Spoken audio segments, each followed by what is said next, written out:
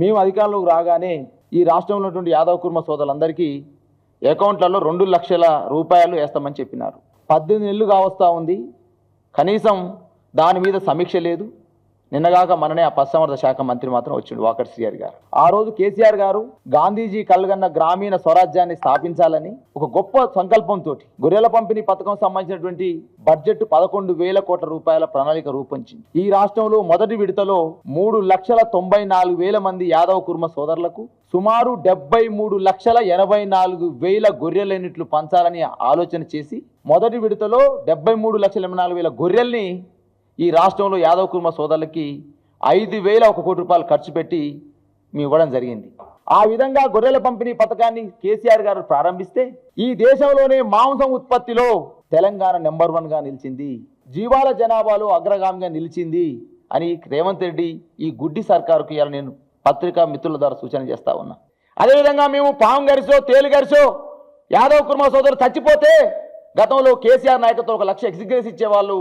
ఎక్స్గ్రేసి అతోగతి లేదని చెప్పేసి, అతిగతి లేదని చెప్పేసి, ఒకవేళ చనిపోతే 5,000 రూపాయలు గొర్రెకు, 10,000 రూపాయలు పొట్టేలకు ఇన్సూరెన్స్ వచ్చేది. మాకు జీవన బీమా కల్పించని చెప్పేసి గొర్రెలు ఇవ్వాల, గొర్రెలే గాంధీ భవన్ ముట్టడించినాయి, గొర్రెలే ఇవాళ గాంధీ భవన్ ముట్టడించి గాంధీగిరి చేసినాయి. మమ్మల్ని పట్టించుకొని దయచేసి మా కళ్ళుండి నోరుండి మాట్లాడలేని కబోదుల్లాగే వస్తున్న ఈ కాంగ్రెస్ ప్రభుత్వం ఏదైతే ఉందో ఆ కాంగ్రెస్ ప్రభుత్వానికి నాయకత్వం ఇస్తున్న కాంగ్రెస్ పార్టీ గాంధీ భవన్ ముందు గాంధీలాగా ఎవరించారు, గొర్రెలు గాంధీలాగా ఎవరించి అయ్యా మమ్మల్ని కాపాడమని చెప్పేసి వేడుకుంటే నోరుండి మాట్లాడలేని కళ్ళుండి చూడలేని ఈ కబోదుల రేవంత్ రెడ్డి సర్కారు గొర్రెలను కూడా డీసీఎంలు అరెస్ట్ చేసింది. ఎక్కడి ప్రజాస్వామ్యం అండి? కామారెడ్డి డిక్లరేషన్ ఎవరితో ప్రవేశపెట్టారు?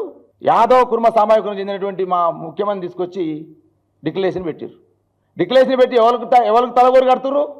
యాదవ్ కుర్మ సోదరులకి తలగోరి పెడుతున్నారు. ఇవాళ 42% రిజర్వేషన్లు ఆగమైపోయినాయి. రేపు జరగబోయే స్థానిక సంస్థల ఎలక్షన్లో మీరు కాక యాదవ్ కుర్మ సోదరులకి మంత్రివర్గంలో స్థానం కల్పించకపోతే, 2 లక్షల యూనిట్లు ఇవ్వకపోతే, అదేవిధంగా గొర్రె జీవాలకు ఇవాళ ఇన్సూరెన్స్ సౌకర్యం కల్పించకపోతే స్థానిక సంస్థల ఎలక్షన్లో కాంగ్రెస్ పార్టీని బొంద పెడతాం, కాంగ్రెస్ పార్టీని ఫుట్బాల్ ఆడతామని చెప్పేసి కూడా ఇలా పత్రికా ముఖంగా తెలియజేస్తా ఉన్నా.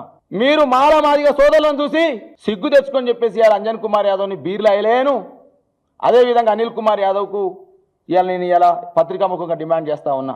ఇవాళ 2 లక్షల యూనిట్లు ఎందుకు ఇప్పట్లేరు?